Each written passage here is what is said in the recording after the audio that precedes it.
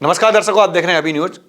और जैसा कि आप जानते हैं, इस समय समूचा देश राम में हो चुका है और लगातार अभी न्यूज आपको मिलवाता रहा है उन राम भक्तों से जिन्होंने श्री राम मंदिर के लिए बलिदान दिए हैं, जिन्होंने श्री राम मंदिर के लिए कार सेवाएं की हैं और उनकी यादगार हैं उस पल से जो 90 और 92 में अयोध्या में घटी थी।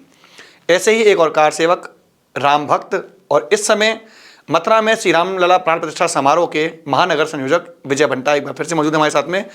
हमने बात की थी पहले उनसे संयोजक बनने की बात की, लेकिन आज बात करेंगे उस दौर की जिस समय 90 का दौर था और अयोध्या में कार सेवा के लिए तैयारी चल रही थी। स्वागत है आपका न्यूज में एक बार पुनः बंटा जी, बधाई है आपको। जानना चाहूँगा कि वो क्या दौर था। जैसे कि हम लोग सब लोगों से बात करते हैं तो शुरुआत करते हैं कि क्या दौर था उस समय पर।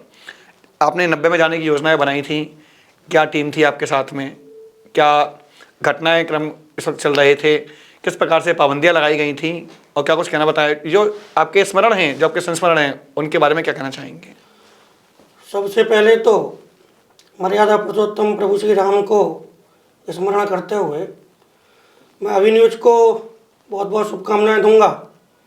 अभी अभी मेरे संज्ञान में आया है कि अभी न्यूज ने अपने 2 लाख फॉलोअर्स उसके अब तक हो गए हैं जी। किसी भी न्यूज़ चैनल के इतने कम समय में, यानी 3 वर्ष में 2 लाख फॉलोअर्स अपने बनाना, ये निश्चित रूप से हम जिस काम को कर रहे हैं ये समाज के लिए, समाज के बीच में और समाज के विषयों को रखना और समाज उनसे प्रभावित है, इस कारण से 2 लाख फॉलोअर्स का हमसे जुड़ना, ये वास्तव में अभी न्यूज के स्वामी गणेश जी, अभिषेक जी, पूरी टीम, पूरी टोली, इन सबके लिए सबका परिश्रम, सबकी योजना, सबकी कुशलता और समाज से सबका संवाद, इसका ये परिचायक है।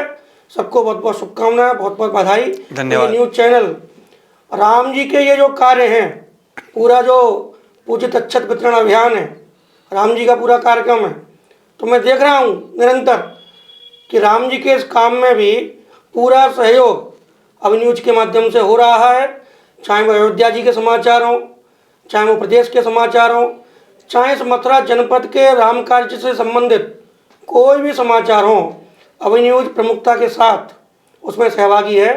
इस सारे काम के हेतु अभी न्यूज को बहुत बहुत शुभकामनाएं, बहुत बहुत बधाई और प्रभु श्री राम की कृपा अभी न्यूज पर, उसके पूरी टीम पर सदैव बनी रहे, ऐसी मेरी कामना। धन्यवाद आपके लिए भी। अब शुरुआत करते हैं कि जो दौर था उस समय क्या उम्र थी आपकी, क्या माहौल था और कैसे आप इस जो लहर थी इसमें जुड़े और आपने कार्य किए। जहाँ तक मुझे स्मरण आता है कि वर्तमान में अंग्रेजी सन 2024 और वो जो घटनाक्रम है वो 1990 का घटनाक्रम है, तो लगभग 34 वर्ष उस कालखंड को हो गए। 34 वर्ष की स्मृतियों को सजो के रखना, उनको स्मरण करना सहज संभव नहीं होता है, लेकिन फिर भी वो भी राम जी का काज था और ये भी राम जी का काज है, तो स्मरण तो करना ही पड़ेगा और राम जी कराएंगे। तो मैं एक बार जरा पीछे की ओर चलता हूँ तो मुझे ध्यान आता है सन 1984 में मेरी आयु लगभग 12 वर्ष की रही होगी। तो चूँकि मेरा परिवार पुराना संघ परिवार था, मेरे बाबा श्री चतुर्भुज जी सराफ उस समय मथुरा जिले के माननीय जिला संघ चालक हुआ करते थे और जब से मथुरा में संघ आया तो प्रारंभिक संघ के स्वयंसेवकों में मेरा परिवार रहा है। बंटा जी, यहाँ पर पूछना चाहूँगा कि सुना जाता है, लोग कहते हैं कि सबसे पहले जेल जाने वाले राम मंदिर आंदोलन के लिए आपके दादा चतुर्भुज जी ही थे। हाँ, मैं उसी विषय को ला रहा हूँ जी। 90 का जब आंदोलन हुआ तो मथुरा में रात को 3 बजे यानी 30 अक्टूबर की घोषणा विश्व हिंदू परिषद और रामकार सेवा समिति के द्वारा कार्य सेवा की गई थी, लेकिन उससे लगभग 20 दिन पूर्व ही और मेरे बाबूजी स्वर्गीय श्री चतुर्भुज जी सराफ जो अब इस पृथ्वी लोक पर नहीं है, रात को 3 बजे पुलिस ने घर के दोनों दरवाजों पर पहरेदारी करके नसैनी के द्वारा छत पर चढ़ के सैकड़ों जवानों की फोर्स तत्कालीन सीईओ साथ में थे। तो मथुरा जनपद की सबसे पहली गिरफ्तारी अगर किसकी हुई तो मेरे दादाश्री शत्रुघ्न सराफ की हुई। उनके 5 मिनट बाद श्री बांकी बिहारी जी माहेश्वरी की गिरफ्तारी हुई। ये दोनों गिरफ्तारियां 1990 में मथुरा जनपद की पहली गिरफ्तारियां थीं। फिर समय के साथ बढ़ते आदरणीय श्री गोपेश्वरनाथ जी चतुर्वेदी, श्री राम प्रसाद जी कमल, श्री वीरेंद्र जी अग्रवाल और साथ में उस समय के तत्कालीन विधायक अपने श्री रविकांत जी गर्ग, ऐसे इन बंधुओं की भी गिरफ्तारी उसी दिन प्रातःकाल 5 और 6 बजे के बीच में हो गई थी। इतना मुझे ध्यान आता है। तो मैं आपको बता रहा था, यहाँ पूछना चाहूंगा जरा सा कि आज के युवा हैं, उन लोगों को पता नहीं था कि वो क्या दौर था, आखिर गिरफ्तारियां हो क्यों रही थी, क्या कारण था उसका? मैं थोड़ा पीछे चल के इसी विषय पे आता हूँ जी। 1984 से पूर्व देश का बच्चा जानता था कि प्रभु श्री राम कहाँ जन्मे, कि अयोध्या में जन्मे। लेकिन अयोध्या में प्रभु श्री राम के मंदिर की स्थिति क्या है, यह सामान्य सनातन समाज को जानकारी नहीं थी। 1983 में राष्ट्रीय स्वयंसेवक संघ की एक अखिल भारतीय बैठक में तत्कालीन सरसंघ चालक पूज्य बाला साहब जी देवरस, उनके समक्ष संघ के वरिष्ठ प्रचारकों ने ये विषय रखा कि संघ देश के लिए काम करता है, समाज के लिए काम करता है, सनातन के काम के लिए करता है, और सनातन के आराध्य मर्यादा पुरुषोत्तम प्रभु श्री राम ताले में बंद है, तो देश के लिए इससे बड़ा दुर्भाग्य क्या होगा। तो संघ ने एक योजना बनाई। तो गहन चिंतन मनन करने के बाद और ये ध्यान में आने के बाद कि ये काम कोई 1 दिन 2 दिन का नहीं, 1 वर्ष 2 वर्ष का नहीं, ये लंबा चलने वाला एक काम है। कितना समाज का सहयोग मिलेगा पता नहीं है, लेकिन संघ ने योजना बनाई और 1984 में वो ताला खुलवाने के लिए एक आंदोलन प्रारंभ किया। तो अभियान का नाम दिया गया राम जानकी रथ यात्रा। उससे पूर्व एक एकात्मता यात्रा चलाई गई। तो राम जानकी रथ यात्रा पूरे देश में प्रारंभ हुई और एक उद्घोष दिया गया कि आगे बढ़ो, जोर से बोलो, जन्मभूमि का ताला खोलो। पूरे देश में वो यात्रा भ्रमित हुई। लेकिन दुर्भाग्य रहा कि उसी समय देश की तत्कालीन प्रधानमंत्री इंदिरा गांधी जी की हत्या हो गई और यात्रा बाधित हो गई। कुछ समय के बाद यात्रा पुनः प्रारंभ हुई और यात्रा के प्रभाव के कारण से देश का सनातन समाज जागृत हुआ और 1986 में प्रभु श्री राम की जन्मभूमि पर जो ताला लगा हुआ था वो ताला खोल दिया गया। ताला किन के द्वारा खोला गया था? क्योंकि ताला काफ़ी लंबे समय से लगा हुआ था। कहा जाता है कि राजीव गांधी ने अथक प्रयास किए थे इसके लिए, और कांग्रेस आज भी कहती है कि राम जन्मभूमि का ताला कांग्रेस ने खोला था। ये बात तो ठीक है कि उस समय देश के अंदर केंद्र में कांग्रेस की सरकार थी, लेकिन कांग्रेस की सरकार को तो देश की स्वतंत्रता के पश्चात से ये मालूम था कि राम जी ताले में बंद है। और कांग्रेस की नीति ऐसी होती, नीयत ऐसी होती, सोच ऐसी होती तो कांग्रेस उस ताले को बहुत पहले खुलवा चुकी होती। तो कांग्रेस की ऐसी कोई भी नीति, नीयत, सोच नहीं थी। लेकिन जब राम भक्तों ने पूरे देश भर में अभियान चलाया और देश का हिंदू समाज जागृत हुआ, तो तत्कालीन शासकों को लगा कि देश के राम भक्त समाज की हमने न मानी और राम जी को ताले से मुक्त ना किया तो कई चुनावों में उसके दुष्परिणाम हमको न देखने पड़े। इसलिए चुनाव की राजनीति को ध्यान में रखते हुए और हिंदू समाज के जागरण को समझ करके मजबूरी के कारण से सरकार को निर्णय लेना पड़ा और ताला राम मंदिर का खुला। उसके बाद में धीमे धीमे जब ताला खुल गया तो क्या करना चाहिए। योजना तो भव्य मंदिर बनाने की थी, लेकिन वहाँ एक ढांचा खड़ा हुआ था, समाज का जागरण भी और होना था। तो क्या करना चाहिए, तो मंदिर बनाएंगे तो उसके लिए सलाह चाहिएगी, उसके लिए कुछ धन भी चाहिएगा। तो बाद में अनेक कार्यक्रम होते होते 1989 में एक कार्यक्रम आयोजित किया गया, राम शिला पूजन। ये राम जी के मंदिर में जो शिलाएँ लगेंगी, जो ईंटें लगेंगी, वो हिंदू समाज के द्वारा ही लगेंगी। तो उस समय एक ईंट की कीमत लगभग 1.25 रुपया होती थी। तो 1.25 रुपये का एक कूपन अयोध्या जी के द्वारा बनाया गया और वो वहाँ से पूरे देश भर में एक अभियान चला कि 1.25 रुपया दे दे रे भैया राम शिला के नाम का, और राम के घर में लग जाएगा पत्थर तेरे नाम का। ये आह्वान करते हुए समस्त देश के अंदर समस्त सनातनियों से आग्रह किया गया कि एक एक ईंट आपके नाम की उस अयोध्या जी में लगे। तो जब भी मंदिर का निर्माण होगा तो आप 1.25 रुपये का दान, 1.25 रुपये का सहयोग इस मंदिर के लिए कीजिए। संपूर्ण सनातन समाज ने उसमें सहयोग किया। और जहाँ तक मुझे संज्ञान है कि लगभग 8 करोड़ कुछ संग्रह सवा रुपये के माध्यम से पूरे देश भर से हुआ। उसका सारा हिसाब अयोध्या कार्य सेवक क्रम में पूरा रखा हुआ है।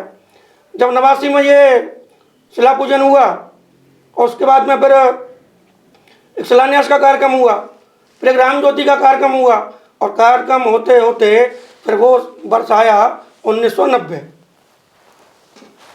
जैसे कि आपने कहा 90 का दौर आ चुका था। 90 में मथुरा में क्या योजनाएं बनाई जा रही थी, क्योंकि कार सेवा की आह्वान कर दिया गया था, कार सेवा की घोषणा हो चुकी थी, कार सेवा नाम दिया गया था। आखिर कार सेवा थी किस लिए, कार सेवा का उद्देश्य क्या था? क्योंकि आज भी लोग इस बात को लेते हैं, इस बात को संज्ञान में रखते हैं, कार सेवा का मतलब था मस्जिद को तोड़ना। तो कार सेवा का जो नाम था वो कहाँ से आया और ये योजनाएं किस प्रकार से बनाई गई थी? आपकी सहभागिता कैसे रही? मथुरा से आपके साथ में कौन कौन लोग गए थे? जब 1990 का दौर आया तो सनातन धर्म के धर्माचार्य, मार्गदर्शक, विश्व हिंदू परिषद और इन सब का प्रेरणा स्रोत राष्ट्रीय स्वयंसेवक संघ। तो लक्ष्य तो था मंदिर निर्माण। समाज जागृत हो चुका था, मंदिर निर्माण के लिए शिलाएँ भी एकत्रित हो गई थी, कार्य सेवक क्रम में वो शिलाएँ रखी हुई थी और शिलान्यास उसका भूमि पूजन हो चुका था संघ द्वार का। तो मंदिर निर्माण प्रारंभ करना चाहिए, तो उसके लिए कार्य सेवा की तिथि संतों ने तय की। तो 1990 में जहाँ तक मुझे स्मरण है, देवोत्थान एकादशी माने 30 अक्टूबर 1990 में 30 अक्टूबर को दिन देवोत्थान एकादशी का दिन था। देवोत्थान एकादशी अपने सनातन समाज में एक शुभ मुहूर्त माना जाता है और शादी विवाह में तो क्या जाता है अनुसूजा सालक। तो संतों ने देवोत्थान एकादशी का दिन कार्य सेवा के लिए निश्चित किया। 6 महीने पहले उसकी घोषणा हुई। 30 जून 1990 को हरिद्वार के अंदर धर्म संसद हुई और उसमें संतों ने ये कार्य सेवा की तिथि घोषित की। मेरा यह सौभाग्य था कि वो जो धर्म संसद हरिद्वार में हुई, अपने आदरणीय गोपेश्वर जी चतुर्वेदी के नेतृत्व में ठाकुर ओम प्रकाश सिंह, योगेंद्र जी चतुर्वेदी, रामवीर जी यादव, ऐसे लगभग 18 राम भक्त उस हरिद्वार की धर्म संसद में उपस्थित थे। सबसे कम उम्र का राम भक्त मैं ही था। वहाँ पर इस कार्य सेवा की तिथि निश्चित हुई और संतों ने घोषणा की।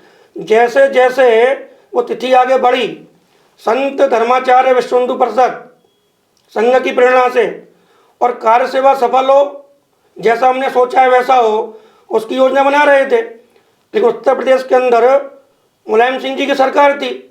मुलायम सिंह जी सनातनी थे, ये सत्य है, लेकिन सत्ता में मैं बना रहा हूँ और मुस्लिम वोट बैंक की तुष्टीकरण के नाते वो इतनी नीचे हद तक उतर गए कि 30 अक्टूबर पास आते आते और 2 महीने पहले उन्होंने ये घोषणा कर दी कि अयोध्या में राम सेवक तो क्या, राम भक्त तो क्या, परिंदा भी पर नहीं मार सकता। उत्तर प्रदेश शासन ऐसी व्यवस्था करेगा। ये सनातनी सनातनी होते हैं, राम भक्त होते हैं। जिस समय राम जी सीता जी की खोज करने के लिए और सीता जी को लेने के लिए लंका जा रहे थे, तो हम सब समाज को मालूम है कि रावण ने अनेक प्रकार की बाधाएं उत्पन्न की, राम जी को चैलेंज किया। राम जी की सेना ने उस चैलेंज को स्वीकार किया और अंत में लंका विजय करने के बाद सीता जी को लेके आए। देखिए, जैसा कि आपने कहा कि राक्षस व्यवधान उत्पन्न करते हैं, जैसा कि आपने कहा कि उस वक्त जो रास्ते बंद कर दिए गए थे, उत्तर प्रदेश में सरकार थी, उनका ये कहना था कि कोई भी राम भक्त क्या परिंदा पर नहीं मर पाएगा। ऐसे में किस प्रकार की चुनौतियाँ थीं, क्योंकि सरकार के विरुद्ध आपको जाना था, रास्ते बंद थे, सीमाएँ सील थी। तो शुरुआत कहाँ से हुई? क्या पैदल यात्राएँ थी कि उस वक्त गाड़ियों का, मुझे लगता है कि शायद उस वक्त गाड़ियों का भी जो रास्ता होगा, सफ़र होगा, वो शायद बहुत कम होगा, क्योंकि उस वक्त सड़कें नहीं थी, इतना विकास नहीं था। बिल्कुल ठीक आपने कहा। 1990 यानी आज से 35 वर्ष पूर्व जी, जो व्यवस्थाएं आज हैं वो उस समय नहीं थी। तो मुलायम सिंह की स्थिति क्या थी? तो आप समझिए, सनातनी समाज ने मुलायम सिंह जी का नाम रख दिया मौलाना मुलायम सिंह, यानी मुस्लिम तुष्टीकरण में इतने नीचे गिर जाना कि समाज ने नाम ही उनका रख दिया मौलाना मुलायम सिंह। तो मौलाना मुलायम सिंह जी ने भरपूर प्रयास किए, किसी भी प्रकार से एक भी राम भक्त अयोध्या पहुंच ना पाए। पूरे प्रदेश के अंदर 1 महीने पहले से यदि प्रशासन के गुप्तचर विभाग, जैसे LIU बोलते हैं, पुलिस प्रशासन को ये पता लग जाए कि अमुक शहर से, अमुक ग्राम से अमुक व्यक्ति अयोध्या जाने वाला है, तो उसकी गिरफ्तारी रात को ही उसके घर से हो जाती थी। ऐसी भयावह स्थिति इस संपूर्ण प्रदेश के अंदर मौलाना मुलायम सिंह जी ने कर रखी थी। मथुरा के अंदर भी ऐसी स्थिति थी। कोई भी राम भक्त, कोई भी सनातन समाजी अयोध्या का नाम लेने से, अयोध्या जाने की चर्चा करने से शहर में बचता था। लेकिन संगठन ने भी धर्माचार्यों के आग्रह पर इसको चुनौती के रूप में लिया। जब धर्माचार्यों ने आग्रह किया है और राम जी का काम है तो हम अयोध्या जाएंगे, निश्चित जाएंगे और कार सेवा करेंगे। संगठन के पदाधिकारी, संगठन के नेतृत्वकर्ता राम भक्तों के पास जाते थे, उनको राम जी का काम समझाते थे, अयोध्या जाने के लिए उनको प्रेरित करते थे।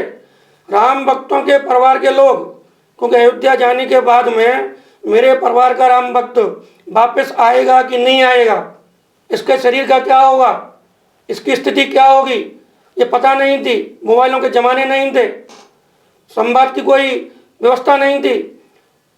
प्रदेश की सरकार लगातार कही रही थी कि हम अयोध्या किसी को घुसने नहीं देंगे, लाठी भी चलाएंगे, गोली भी चलाएंगे, अयोध्या जाने से रोकने के लिए जो भी करना होगा वो हम करेंगे।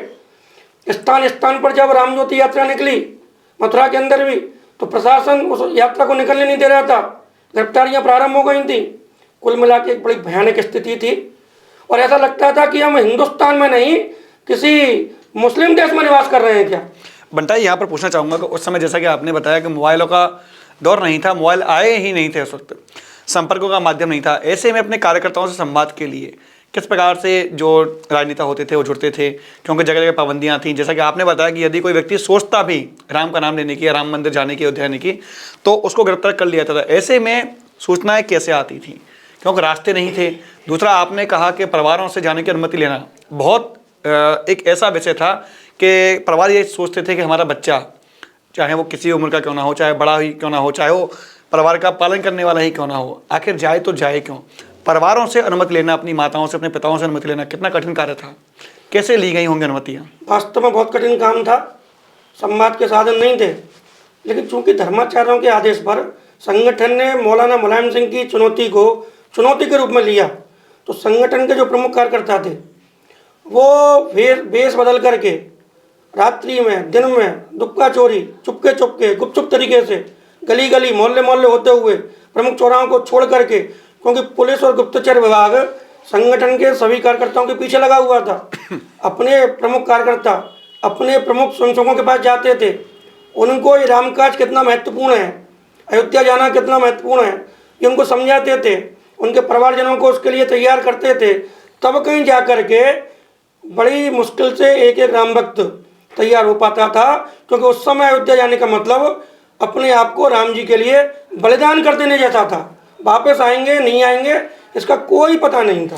चलिए बात करते हैं कि आपने यहाँ से जाने का जब मन बनाया होगा तो क्या आपने घर वालों से अनुमति ली, घर वालों का क्या रवैया थे आपके जाने के प्रति, और उसके अलावा जब आपने शुरुआत की यहाँ से यात्रा की तो कितने दिनों में अयोध्या पहुँचे? ये मैं बात कर रहा हूँ 90 की, 92 की बात अलग थी।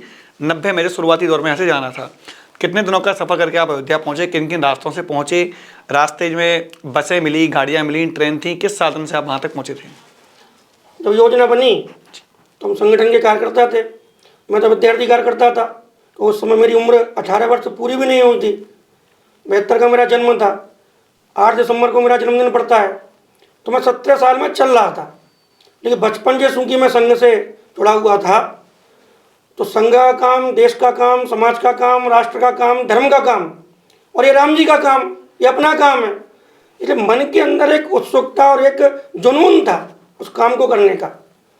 तो जब मुझे सूचना मिली कि आपको भी अयोध्या जाना है, तो चूँकि मेरे बड़े भाई भी उस समय संघ में सक्रिय थे, अजय कुमार अग्रवाल जी, उनकी जाने की योजना बन चुकी थी।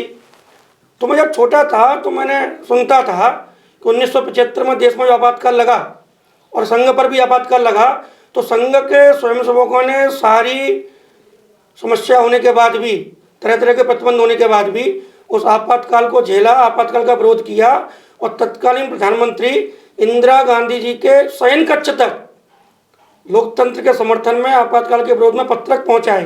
तो आखिर कैसा किया होगा मैं सोचता था। तो उसका मैंने प्रत्यक्ष उदाहरण देखा 1990 का राम आंदोलन। तो जब मुझे पता लगी कि इस काम के लिए राम भक्त जा रहे हैं और मेरे भाई साहब अजय अग्रवाल जी की जाने की योजना बनी, तो मैंने कहा मैं भी जाऊंगा। तो मेरी माता जी बहुत रो रही थी कि तुम तो बहुत छोटे हो, भैया जा ही रहे हैं, बाबा पहले से ही जेल में बंद हैं और वो तो लगभग 15 दिन पहले ही उनकी गिरफ्तारी, मथुरा की पहली गिरफ्तारी थी। तो बाबा जेल में बंद हैं, भैया जा ही रहे हैं, तुम भी जाओगे, छोटे बालक हो, कैसा क्या होगा। माता जी किसी भी सूरत में भेजने को तैयार नहीं थी। लेकिन मैंने कहा राम जी का काम है, आप भैया से नहीं भेजोगी तो मैं किसी न किसी रूप में जाऊंगा, मैं रुकने वाला नहीं हूँ। एक जिद थी, जुनून अपने अंदर था, एक जिद थी, एक जुनून था, मुझे जाना जुनून ही है। अपने अंदर था कि जाना है तो जाना है। अब तो ये चुनौती है कि राम जी के काम को और मुलायम सिंह नहीं होने देंगे, क्यों नहीं होने देंगे, तो जुनून था। तो जब परिवार के लोगों ने भी देखा कि जाने से मानेगा नहीं, तो अकेला जाएगा इससे बढ़िया तो ये भैया के साथ ही भेज दो। तो मुझे घर के लोगों ने स्वीकृति दी और धीमे धीमे वो तारीख पास में आई। 20 अक्टूबर की 1990 में दीपावली थी। दीपावली रात को हमने जैसे पूजा करते हैं वैसे पूजा की। बाबा उस दीपावली में शामिल नहीं हुए क्योंकि वो जेल में थे। और 21 अक्टूबर को हमको सूचना मिली कि आपको प्रातःकाल 10 बजे गौड़िया मठ के मंदिर पर पहुंचना है। मेरे साथ में और कौन जाएंगे ये मुझे कोई जानकारी नहीं, हाँ मेरे भैया जाएंगे इतना मालूम था। यानी संगठन की इतनी गुप्त योजना, सरकार पूरी तरह से आंदोलन को विफल करने में लगी है। एक भी राम भक्त अयोध्या पहुंचना जाए इसमें पूरी LIU पुलिस प्रशासन लगा है, लेकिन वारे व मेरा संगठन, उसकी इतनी योजना। और मैं 10 बजे वहाँ पहुँच गया गौड़िया मठ के मंदिर पर। शाम तक गौड़िया मठ के मंदिर में रहा, सुबह का भोजन घर से करके गया। कहाँ जाना कैसे जाना कुछ पता नहीं है, बस संगठन के अधिकारियों ने बता दिया गुपचुप आकर के कि वहाँ जाना और शाम को क्या करना है आपको पता लगेगी। 5 बजे संगठन के एक अधिकारी आते हैं और हमको रेल की टिकट देकर चले जाते हैं और हमसे कहते हैं कि 8 बजे आपको यहाँ से टेम्पू पकड़ के दोनों भाइयों को और रेलवे स्टेशन पहुँचना है। और रेलवे स्टेशन पहुँच करके आपको उस समय गंगा जमुना एक्सप्रेस चलती थी जो मथुरा से लखनऊ जाती थी। तो शाम को 8 बजे हमने टेम्पू पकड़ा और हम वहाँ से मथुरा स्टेशन पहुँचे। BK अग्रवाल जी उस समय यहाँ SP सिटी हुआ करते थे और SK सिंह जी यहाँ CO सिटी हुआ करते थे। तो क्या मथुरा जंक्शन पर ये व्यवस्थाएं नहीं थी कौन अयोध्या जाने वाले हैं कि उनकी चेकिंग की जाए? तो जैसे ही हम स्टेशन पहुँचे तो मथुरा के SP सिटी BK अग्रवाल जी बड़ी पुलिस फोर्स के साथ, क्योंकि वो लखनऊ जाने वाली ट्रेन थी, बड़ी पुलिस फोर्स के साथ स्टेशन पर मौजूद थे। तो हमको पहले ये बता दिया था, हम 16 लोगों का जत्था था। स्टेशन जाके मुझे पता लगा कि हम 16 लोगों का जत्था है। उस जत्थे में सारे के सारे राम भक्त राष्ट्रीय स्वयंसेवक संघ के, जैसे दीनदयाल नगर के स्वयंसेवक थे, यानी होली गेट और उसके आसपास का क्षेत्र। तो वर्तमान में जो इस मथुरा महानगर के संघ चालक हैं और एक रामलला समिति के पालक हैं, ऐसे अपने श्री लक्ष्मी नारायण जी, वो भी हमारे साथ में थे। उनके छोटे भाई मुरली मनोहर कूड़ा जी, वो भी हमारे साथ में थे। और 16 के जत्थे में हम 2 परिवार ऐसे थे जिनसे 2-2 सगे भाई उस जत्थे में थे। एक हमारे चंद्रभान जी गीतेल वाले, विश्राम घाट पर उनकी कंसकार पर दुकान है। एक अपने दिनेश जी पंसारी होली वाली गली में निवास करते हैं। एक कुंज बिहारी जी अग्रवाल, उनका पुरानगर गोलपाड़े में था, छत्ता बाजार में उनकी दुकान थी। एक बसंत जी चतुर्वेदी, ऐसे ही सदर बाजार के अपने एक मोतीलाल जी सैनी थे, बड़े बुजुर्ग थे। एक विजय सैनी जी थे, ऐसे एक भीमसेन जी थे। ऐसे करके हमारा 16 लोगों का जत्था था। तो हमसे कह दिया था कि ट्रेन में आप सबको अलग अलग बैठना है, जो अब जिसकी सीट है वहीं बैठना है, एक दूसरे से वार्ता नहीं करनी है। अपने बैग में कोई भी राम जी से संबंधित साहित्य नहीं होना चाहिए, कोई भी भगवा रंग का कोई चीज़ नहीं होनी चाहिए। और चना और चिरवा हम लेके गए थे, ये संगठन की हमें पहले से सूचना थी। हो सकता है कि कई दिन तक खाने को ही ना मिले, तो कम से कम सूखे चना चिरवे उसमें रहेंगे। और ये भी सूचना थी कि पुलिस आपसे पूछे कहाँ जा रहे हो तो बताना लखनऊ जा रहे हैं, क्यों जा रहे हो तो बताना मौसी के जा रहे हैं कि चाची के जा रहे हैं कि शादी में जा रहे हैं, ये बताना है। अयोध्या जा रहे हैं बिल्कुल बताना भी नहीं है। तो जैसे ही हम स्टेशन पहुँचे, अपने बीके अग्रवाल जी ने पूरी ट्रेन की चेकिंग प्रारंभ की और उस ट्रेन में जो ऐसे साधु थे जिनका अयोध्या जी से कोई मतलब नहीं था, जो बीड़ी भी पी रहे थे, तो चरस भी ले रहे थे, अयोध्या जी से कोई मतलब नहीं था, लेकिन वो भगवाधारी थे, साधु थे, ऐसे सारे साधुओं को केवल इस शक में कि ये कहीं अयोध्या नहीं पहुंच रहे हो, और बीके अग्रवाल जी ने उतार लिया। मैं समझता हूँ कि लगभग 60 के लगभग संख्या वो होगी जो हमारे डिब्बे के सामने उनको बिठा के रखा था। ऐसे साधुओं को उन्होंने रोक लिया। हम सबसे भी पूछा तो जैसा हमको बताया था वैसा हमने उत्तर दिया, तो उनको ऐसा शक हुआ नहीं कि हम अयोध्या जा रहे हैं। तो ऐसे हम बैठ कर के ट्रेन हमारी चल दी और हम गंगा जमुना से प्रातःकाल लगभग 6 बजे या 7 बजे का समय होगा, हम लखनऊ स्टेशन पहुँचे। अब वार्ता हम कर नहीं रहे थे, लेकिन हमको ये सूचना संगठन की ओर से थी वार्ता तो कहीं करनी नहीं है और एक दूसरे के पीछे भी इतना दूर चलना है कि किसी को ये शक ना हो कि आप एक दूसरे के साथ में हैं। लेकिन निगाह अपनी रहनी चाहिए कि हमारा आगे वाला किधर मुड़ रहा है, जिधर आगे वाला जाएगा उधर ही हमको जाना है। आगे वाले को पीछे वाले को मुड़ के देखना बीच बीच में कि पीछे वाला कहीं बहुत दूर तो नहीं रह गया, और किसी को ये भी ना लगे कि हम साथ में हैं। तो अपने वर्तमान में श्रीजी नगर के माननीय सह संघ चालक हैं गिरिराज जी, उस समय कोलावाली गली में रहते थे, वो हमारे दल के मुखिया थे। उनको सारी योजना मालूम थी, हमको नहीं मालूम थी। हमको तो खाली इतना मालूम था कि इनके पीछे पीछे चलना है, उनको क्या करना है वो संगठन ने उनको बता रखा था। तो जैसे ही लखनऊ का स्टेशन आया तो ट्रेन के डिब्बे पर सबसे आगे वो गेट पर वो खड़े हो गए, उनके पीछे हम सब लोग खड़े हो गए। हमको तो इतना मालूम था इनके पीछे चलना है। अलग अलग डिब्बों में थे, सभी एक साथ थे? हम सभी एक ही डिब्बे में थे। इसमें मुझे बोगी नंबर ध्यान नहीं है, घर पर वो पूरा जब अयोध्या जी लौट के आया था मैंने पूरा वृत्तांत लिखा था, उसमें सब लिखा हुआ है। तो यानी लखनऊ तक का सफर हो चुका था, लखनऊ से अब आगे अयोध्या जाना था, तो वहां से सफर कैसे तय किया? तो जैसे ही लखनऊ पहुंचे तुमने देखा कि प्लेटफार्म पर चढ़ते ही जैसे ही वो पीला वाला स्टेशन प्लेट आती है तो उस पर लिखा हुआ था लखनऊ जंक्शन। तो वहाँ मथुरा के एक अपने विनय किशोर जी हैं जो उस समय नगर निगम में काम करते थे, अभी भी हैं, सदर में रहते हैं, बुजुर्ग हो गए हैं। वो निगम से 3 महीने की, उस समय तो नगर पालिका थी, नगर पालिका से 3 महीने की छुट्टी लेके और संगठन की योजना से 2 महीने पहले वो इस काम में लग गए थे। तो वो वहाँ खड़े हुए थे, गिरिराज जी की नज़र उनसे मिली तो गिरिराज जी ट्रेन से उतर के उनके पीछे पीछे पीछे चले। हम सब लोग गिरिराज जी के पीछे एक दूसरे के पीछे चले, एक दूसरे के बीच में कम से कम इतनी दूरी कि कोई भांप ही ना पाए कि हम सब एक साथ हैं। और वहाँ से स्टेशन को पार करके बाजार में आए और बाजार से होते हुए और गली मोहल्लों में होते हुए फिर एक पतली सी गली थी, विनय किशोर जी आगे आगे, गिरिराज जी उनके पीछे पीछे, हम सब कार सेवक उनके पीछे पीछे, और आगे चल करके पतली सी गली में एक मनु भाई की धर्मशाला, ऐसे करके वो धर्मशाला थी। हम सब कार सेवक वहाँ पहुँच गए। हम जब पहुँचे तो उस धर्मशाला के अंदर हम जैसे लगभग 50 कार सेवक पहले से उपस्थित थे और वहाँ भोजन की व्यवस्था चल रही थी, तो वहाँ भोजन तैयार था। हम सब लोग वहाँ पहुँचे, धर्मशाला में हमने स्नान किया। स्नान के कपड़े ज़्यादा लेके गए नहीं थे, जो कपड़े पहन के गए थे उन्हीं को पहना, और हम भोजन करने वाले ही थे कि तभी वहाँ स्थानीय एक राम भक्त आते हैं और सूचना मिलती है कि इस धर्मशाला में पुलिस आने वाली है, जल्दी से धर्मशाला खाली कीजिए। तो वो जो 50 कार सेवक थे वो भी वहाँ से निकल गए। तो वहाँ के लखनऊ के जो इस काम को संभाल रहे थे उन्होंने कहा कि आप चाहो तो सचिवालय जाकर गिरफ्तारी दे सकते हो और बाकी आपको जैसा बताया वैसा करना है। तो वो जो 50 अन्य स्थान के कार सेवक थे वो सचिवालय गिरफ्तारी देने चले गए, लेकिन मथुरा के लोगों ने कहा कि हम तो अयोध्या जाने के लिए आए हैं, कार सेवा करने के लिए आए हैं। अयोध्या में जो कार सेवा होनी थी वो क्या थी? अयोध्या की जो कार सेवा थी, मैं वहीं पहुंच रहा हूँ धीमे धीमे जी।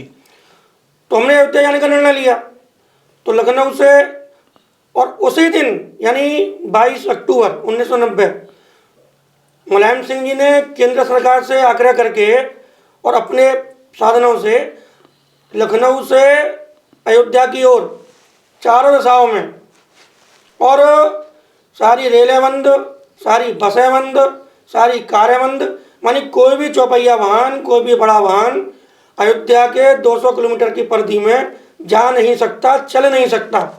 बिल्कुल। अब यहाँ लेंगे छोटा सा ब्रेक और ब्रेक के बाद तुरंत आपसे वापस जुड़ेंगे अभिनुष के साथ।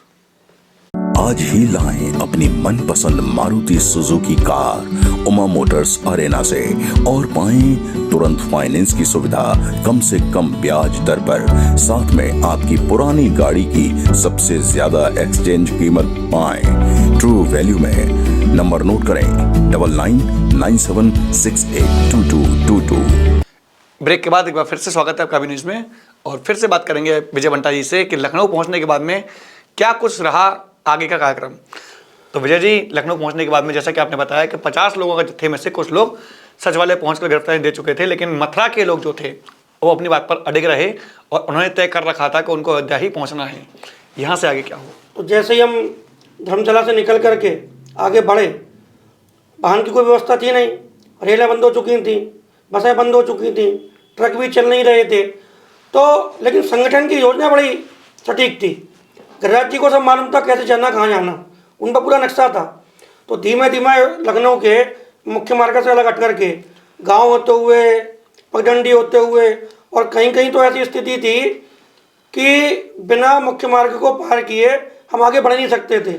पुलियाएँ थीं, पुलियाओं के ऊपर पुलिस की गश्त थी, पुलियाओं के नीचे से बम्बे के सहारे, नहरों के सहारे होते होते और कहीं की तो घोंटू घोंटू पानी में निकलते निकलते हम धीमे धीमे आगे बढ़ रहे थे। विजय जी, जानना चाहूँगा कि लखनऊ से अयोध्या की लगभग दूरी कितनी रही होगी, कितना लंबा सफर तय किया था आपने? मैं समझता हूँ कि लखनऊ से अयोध्या की दूरी जिन गांव देहातों से होकर के हम बढ़ रहे थे, जी बिल्कुल, वो लगभग 200 किलोमीटर की होगी। तो हम दिन भर पैदल चले, तमाम गांव में होते हुए, पगडंडी में होते हुए, नहरों को पार करते हुए, मुख्य मार्ग से, पुलियाओं से बचते हुए, और फिर रात्रि 8 बजे हम बाराबंकी पहुँचे। दिन भर पैदल चले हम, बाराबंकी पहुँचे तो वहाँ कहाँ ठहरेंगे, क्या ठहरेंगे। तो बाराबंकी का जो एक बाराबंकी से आगे थोड़ा गांव था, उस गांव का एक स्थान था, वहाँ एक राम भक्त पहले से मौजूद थे। इन संगठन की पूरी योजना थी। अब वो गिरिराज जी की उनसे नहर मिली, उनका जो भी चिन्ह होगा उस चिन्ह से गिरिराज जी पहचान गए कि हमारे सहायक हैं। वो आगे आगे चले, हम उनके पीछे पीछे चले और उन्होंने गाँव में ले जा करके एक नोहरे से में हमको रोक दिया। अभी भी 16 लोग साथ में थे पूरे? हाँ, हम 16 लोग का पूरा जत्था साथ में था। तो रोक दिया। वहाँ हमारी पूरी सब्जी की व्यवस्था थी और सोने के लिए वो जो गांव में भुस्सा होता है वो बिछा हुआ था, उस पर हमको सोना था। खाना खा करके 12 बजे होंगे, आपस में चर्चा करते हुए हम सोने को हुए। तभी वहाँ खबर आई, जो हमको लेके वहाँ गए थे, कि भैया पुलिस आने वाली है, यहाँ से खाली करो इसको।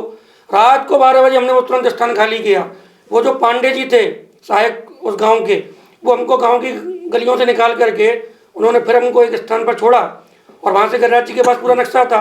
फिर हम आगे बढ़े, 23 तारीख हो चुकी थी और फिर वहाँ से बाराबंकी से सफदरगंज होते हुए हम गोंडा के मुख्य मार्ग पर शाम को लगभग 4 बजे पहुँचे। यानी कि एक दिन पूरा चले, रात को भी सो नहीं पाए और फिर अगले दिन का सफर पूरे दिन तय किया। हाँ, 23 तारीख की शाम 4 बज चुके थे। अब वो गोंडा मार्ग पर एक पुलिया ऐसी आई, हम गांव से होते हुए नहर से बम्बे के सहारे निकल रहे थे कि उस पुलिया के नीचे बम्बे पर इतना पानी था कि वो उसको हम उसमें नीचे होकर के नहीं जा सकते थे, यानी कम से कम कमर पानी, कमर से ऊपर पानी। तो एक दो नौजवान उसमें गए, देखा तो पानी बहुत था, आधा घंटा वेट भी किया। अब गिरिराज जी पुलिया के नीचे, हम उनसे कम से कम बहुत पीछे, पर हमारे 16 बंधु एक दूसरे के पीछे बहुत दूर तक बैठे हुए थे। आधा घंटा इंतजार करने के बाद जो कोई व्यवस्था नहीं बनी, ऊपर पुलिया पर पुलिस की गश्त थी और एक कोई अधिकारी उस पुलिया पर खड़े हुए थे। कोई व्यवस्था नहीं बनी तो गिरिराज जी पुलिया पर चढ़े। गिरिराज जी पुलिया पर चढ़े, उन्होंने पुलिया पार कर ली। तो हमारे 3 बंधु पुलिया पार कर चुके थे। गिरिराज जी ने पुलिया पार कर ली, मैंने पुलिया पार कर ली, मेरे भाई साहब ने पुलिया पार कर ली। चौथे नंबर पर चंद्रभान जी पुलिया पार कर रहे थे।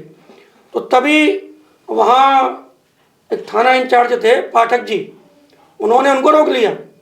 उन्होंने पूछा कहाँ जा रहे हो? चंद्रभान जी सनातनी थे, झूठ नहीं बोलते थे।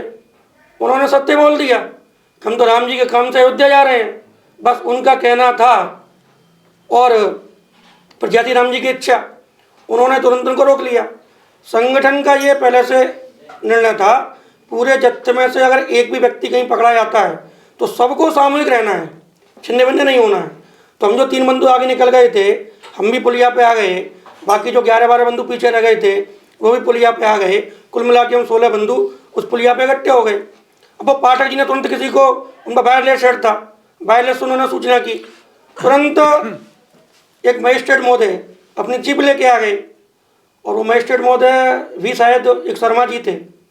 उन मजिस्ट्रेट महोदय ने किसी को फ़ोन किया तो 15 मिनट के अंदर एक ट्रक जो है वो उस पुलिया पे आ गया।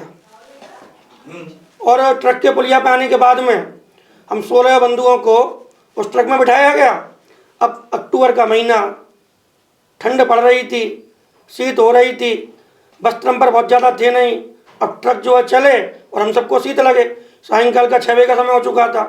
और वहाँ से फिर हम, जहाँ तक मुझे ध्यान है, एक टिकैत नगर नाम का स्थान था और फैजाबाद वहाँ से करीब करीब 40-25 किलोमीटर रह गया था। तो वहाँ से हमको लेकर के उस नगर की जो कोतवाली थी वहाँ पर हमको लाया गया।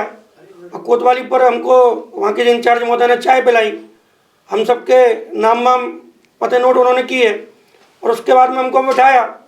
और फिर रात्रि लगभग 10 बजे, तारीख हो गई 23 अक्टूबर, रात्रि लगभग 10 बजे एक बस रोडवेज की आई। उस बस में आधे शीशे थे, आधे शीशे नहीं थे, और दोनों गेटों पर एक एक सिपाही बैठे थे। उस बस में हमको बिठा करके और उन्होंने हमको जेल के लिए रवाना किया। अब जेल के लिए रवाना किया तो 12 बंक की जेल हमको ले जाया गया। रात्रि 3 बजे यानी 24 तारीख की प्रातःकाल 3 बजे जी हम 12 बंक की जेल पहुँचे। अब 12 बंक की जेल में हम बस में बैठे रहे। हमारे साथ में जो एक अधिकारी गए थे वो जेल के अंदर गए। 1 घंटा हो गया, तमाम राम भक्तों को लक्ष्मणका भी आ रही थी, तमाम की अपनी समस्याएं थी, नींद भी आ रही थी, 2 दिन से जगे हुए थे। 1 घंटे के बाद वो अधिकारी जो अंदर गए वो वापस आए और उन्होंने कहा कि जेल में तो जगह ही नहीं है, और हमको जेल में एंट्री नहीं मिली। और प्रातःकाल फिर हम खड़े रहे, वो अधिकारी किसी से बात करते रहे। बाद में फिर 7 बजे तक हम सब बंधु बस में रहे। लक्ष्मणका वो सिपाही हमको करने नहीं दे रहे थे। बाद में जब हमारे कुछ राम भक्त उनसे उन्होंने कहा कि लक्ष्मणका नहीं करेंगे तो कैसा होगा, तो एक एक करके एक सिपाही साथ में जाता था और वो लक्ष्मणका करने देता था। तो 7 बजे जो भी योजना प्रशासन की बनी होगी, हमको 12 बंक की जेल में एंट्री मिली। और वहाँ पहले से ही सैकड़ों कार सेवक उपलब्ध थे। रहने की कोई जगह नहीं, खाने की कोई व्यवस्था नहीं, बैठने की कोई व्यवस्था नहीं। पूरा दिन हमारा जेल में खड़े खड़े जमीन पर बैठ गए, इधर बैठ गए, उधर बैठ गए, इसमें निकल गया। फिर रात्रि 8 बजे 24 तारीख को उस जेल से हमको निकाला गया और फिर एक रोडवेज की बस आई और उस जेल से फिर 24 तारीख की रात्रि को हमको सुल्तानपुर जेल लाया गया। और 25 तारीख की प्रातःकाल हम सुल्तानपुर आए। शायद थोड़ा सूरज निकल आया था उस समय पर। सुल्तानपुर जेल में आए। सुल्तानपुर जेल का जो जेलर था वो मुस्लिम था, और मुस्लिम भी ऐसा था कि कट्टर मुस्लिम था। और सुल्तानपुर जेल में भी अनेकों कार सेवक पहले से मौजूद थे। जगह वहाँ भी नहीं थी, तो हमारी वहाँ एंट्री हुई। वहाँ भी नाम पते सब लेके गए और हम सब वहाँ ठहरे। अब बैरकों में जगह नहीं थी, तो हमारे लिए बैरक के बाहर और एक तिरपाल लगा करके, नीचे फर्श, ऊपर तिरपाल, तीनों तरफ कनात, ऐसे हम जो मथुरा के 16 कार सेवक थे इनके रहने की व्यवस्था हुई। ठीक है। अब वो सायंकाल दिन भर के हम भूखे, एक दिन पहले के भूखे, उस दिन के भूखे, तो थोड़े बहुत चना चिरवा पास में थे वो हमने खाए। सायंकाल क्या होता है कि वो चाय जेल से हमको मिलती है। तो चाय मिलती है तो ध्यान में आया, एकदम ठंडी तो चाय और जाड़े का मौसम, और ध्यान में आया कि वो चाय मिलती थी 100 मिलीलीटर के नाप से और वो गिलास में आती थी आधी। तो 1-2 राम भक्त हमारे बड़े सजग थे, उन्होंने कहा ये क्या चक्कर है। उन्होंने उसको जो चाय बांट रहा था बंदी रक्षक, उसके माप को चेक किया तो भ्रष्टाचार की सीमा आप देखो कि माप में 100 मिली उसके माप में आधे में सीमेंट जमा हुआ था। तो देखने में लगता था पूरा भर के आया है, पलटने पर आधा ही जाता था, ऐसी स्थिति। तो जेल में हंगामा हुआ, जेल में हंगामा हुआ। जेल में चूंकि हंगामा किया, अब जेलर पर आरोप लगा, तो जो काम होता था वो जेलर की सहमति से होता था, तो जेलर पर और ज़्यादा चढ़ गया। जैसे तैसे रात कटी। अगले दिन क्या होता है, चूंकि उस जेल में हम भी 16 राम भक्त थे और सैकड़ों की संख्या में राम भक्त पहले से मौजूद थे। एक विधायक जी भी उस जेल में मौजूद थे राम भक्त के नाते। तो दिन भर अम्मा रामधुन करते थे, खाना मिला नहीं, 2 दिन के भूखे हैं, सोने की पर्याप्त व्यवस्था नहीं, अन्य कोई व्यवस्था नहीं, तो क्या होगा। तो हम दिन भर रामधुन करते थे, उद्घोष करते थे, राम लला हम आएंगे, मंदिर भव्य बनाएंगे। तो वो जो कट्टर मुस्लिम जेलर था उसने मक्कारी फैली। और अगले दिन प्रातःकाल 11 बजे क्या होता है कि वो जेलर के नेतृत्व में और लगभग 25 अधिकांश मुस्लिम कैदी थे, कुछ हो सकता है कि और भी होंगे, उन्होंने वो जो हमारी बैरक नंबर थी उसमें आकर के और आज़ाद हमने लाठीचार्ज प्रारंभ कर दिया जेल के अंदर। अब लाठीचार्ज हुआ तो राम भक्तों में भगदड़ मच गई, हम उस समय रामधुन कर रहे थे। अब जेल में लाठीचार्ज हुआ, हम सारे राम भक्त जेल की जो अंतिम दीवार थी हमारे बैरक की, आदमी भागेगा, लाठीचार्ज हुआ तो और क्या होगा, वहाँ तक भागे। अब जब वहाँ तक भाग गए और दीवार से चिपक गए और लाठी फिर भी पड़ रही है, तो आदमी क्या करेगा, बचाव करेगा। तो हम सब राम भक्तों ने अपना बचाव किया, लेकिन अनेक राम भक्तों की लाठियाँ पड़ी। मथुरा के चंद्रभान जी, मेरे भाई साहब अजय जी, दिनेश जी पंसारी और मैं लाठियाँ खाई, और उनके दर्द हमको आज तक होते हैं लाठियों के। और जब लाठीचार्ज की चरमता हो गई और कार सेवक लाठीचार्ज सहते सहते परेशान हो गए, तो कार सेवकों ने लाठीचार्ज का विरोध किया और पलटमार की। कार सेवक बड़ी संख्या में थे, मैं समझता हूँ कम से कम उस बैरक में 400 कार सेवक होंगे हम। तो 400 कार सेवकों ने पलटमार करी और उनसे लाठियाँ छिना करके उनको मारना प्रारंभ किया। तो अब वो कैदी भागे और जेलर भागा। वो जब भागे तो क्या हुआ कि एक मुस्लिम कैदी राम भक्तों की पकड़ में आ गया, और आ गया तो वो उसको गिरा लिया तो वहाँ बड़े बड़े पत्थर रखे थे। तो राम भक्त उस समय पूरे जोश में आ चुके थे। तो किसी एक राम भक्त ने एक बड़ा सा पत्थर उठा करके उस कैदी के सिर पे दे मारा, और परिणाम ये हुआ कि उस कैदी की वहीं जय श्री राम राम नाम सत्य हो गए। अब जैसे ये काम हुआ और जेलर और पूरे कैदी आगे भग गए थे, उन्होंने देखा एक कैदी पीछे रह गया है और हमारे राम भक्त उसको मार, उसकी जय श्री राम हो गई, तो उसके बाद पीछे हट गए थे। तो तुरंत जेलर फिर आता है कैदियों को लेकर, फिर अनादुन लाठीचार्ज होता है, और मैं समझता हूँ लगभग 50 राउंड हवाई फायर उस जेल में, जेलर के नेतृत्व में वो जो जेल के सिपाही थे और जेल के बंदी रक्षक थे उनके द्वारा होते हैं। और 50 राउंड हवाई फायर करने के बाद उस मुस्लिम जेलर की संतुष्टि होती है और पूरा तनावग्रस्त वातावरण हो जाता है। उस कृत्य के कारण से कोई भी राम सेवक, कार सेवक उस दिन भोजन नहीं करता है, सब जेल के अंदर धरना देते हैं और ये मांग होती है कि जेलर का तबादला किया जाए। 2 दिन तक कार सेवकों ने भोजन नहीं किया, और उसका परिणाम ये हुआ कि तीसरे दिन माने लगभग 27 तारीख को जेलर का तबादला हुआ। उसके स्थान पर एक हिंदू जेलर उस सुल्तानपुर जेल में नियुक्त हुए, और उसके बाद से फिर जेल यात्रा हमारी ठीक प्रकार से प्रारंभ हुई। अब चूंकि सबको जिज्ञासा 30 अक्टूबर की थी, 30 अक्टूबर को क्या होगा, कैसे होगा। अखबार जेल में आते थे, हमको पढ़ने को मिलते थे, हम 400 राम भक्त थे, तो हमने ये व्यवस्था बना रखी थी कि सभी राम भक्त सुबह जब 8 बजे अखबार आते थे तो सब पंक्ति में बैठेंगे। और हमारे कुंज बिहारी जी नई उम्र के राम भक्त थे, तो हम दोनों को वो अखबार पढ़ने का ये व्यवस्था हमको जेल में हमको अपने द्वारा हमने योजित की थी। तो तीनों अखबार आते थे, तो एक पन्ना मैंने पढ़ा, फिर एक पन्ना कुंज बिहारी जी ने पढ़ा, फिर एक मैंने पढ़ा, ऐसा हम सुनाते थे। तो वो जो उस समय अखबार आते थे, सारे अखबार 80% अखबार अयोध्या जी, रामकाज, कार सेवा, इनसे भरे रहते थे। एक तरफ तो रहता था कि अटल जी गिरफ्तार हुए, राजमाता गिरफ्तार हुई, ये हुआ वो हुआ, वहाँ इतने कार सेवक पकड़े गए। यहाँ एक तरफ मुलायम सिंह जी के बयान होते थे, एक भी कार सेवक नहीं जाएगा, एक भी कार सेवक नहीं जाएगा, ये होगा वो होगा।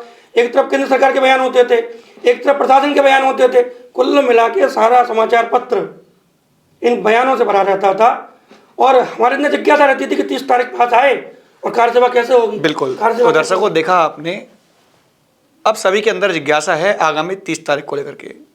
आज 27 तारीख इनके द्वारा बताई कि 27 तारीख हो चुकी थी, और अखबारों के माध्यम से ही ये तय करना था कि आगे 30 तारीख को होने वाला क्या है। इसी जिज्ञासा को लेकर के हम आज के इस प्रसारण को, जो कि जिसका नाम है सुनिए एक राम भक्त की कहानी, उन्हीं की जुबानी, विराम देते हैं और आगे जोड़ेंगे और फिर जानेंगे कि आखिर 30 तारीख को क्या हुआ था और उसके बाद किस प्रकार के घटनाक्रम के दौर से ये लोग निकले, पहुँचे अयोध्या, और अयोध्या में जाने के बाद में किस प्रकार से सन 1992 आया और 92 में जाकर के लाखों कार सेवकों ने कार सेवा की। फिलहाल देते हैं इस लाइव को यहीं पर विराम। धन्यवाद।